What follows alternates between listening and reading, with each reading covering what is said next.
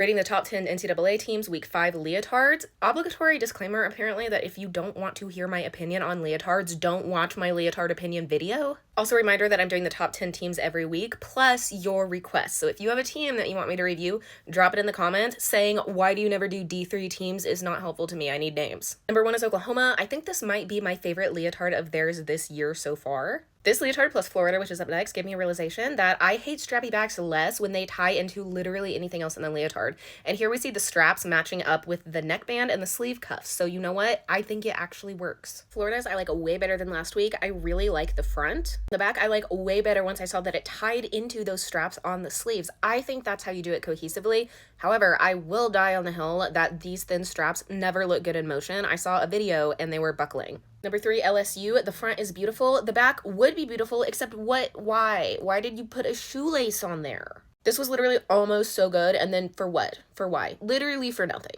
Number 4, Utah. The only thing I don't like about this one is I think the neckline is a little awkward. It's a little harder to see in this photo, but it's like a square neckline, and I felt like it pulled weird in some photos. I actually like the back pretty well. Again, I think the thicker straps are better than thinner. It is sort of giving all-star cheer, but apparently that's the theme for this season, so I'll take it. MSU, there is so much going on, and half of it is incredible, and half of it I hate. On the incredible side, we have this marbling pattern. I think that is cool as hell. I have never seen that on a leotard before. On the hater side, what is going on with the neckline? If you zoom in, it's like crossed over with a little keyhole. I do not think that looks good on the front. And the back to me is giving practice Speedo. UCLA is so hard for me because I love the colors, I love the mock neck, but the flowers are really giving swimsuit to me.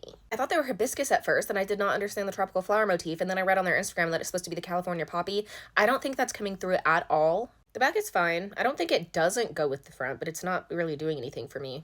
I'm starting to realize that for some reason, Cal specifically is like allergic to posting good photos of this week's leotards and not like a random clip from a different meet.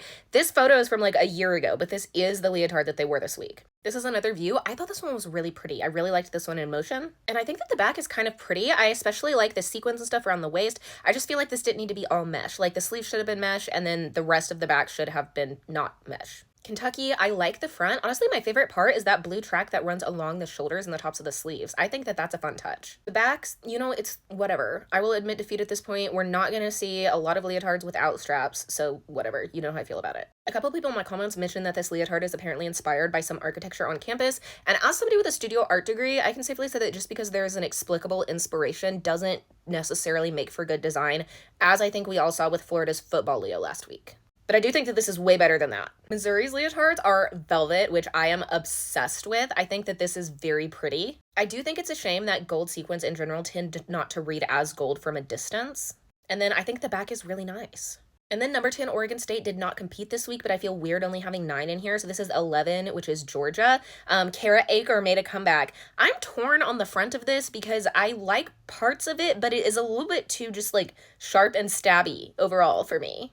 I actually like the back better than the front, which is the opposite of last week. The back was atrocious, and this is 1 billion times better than that, so bonus points for that. All right, those were the top 10/11 teams. Once again, drop in the comments if there are specific teams you want me to review the leotards for.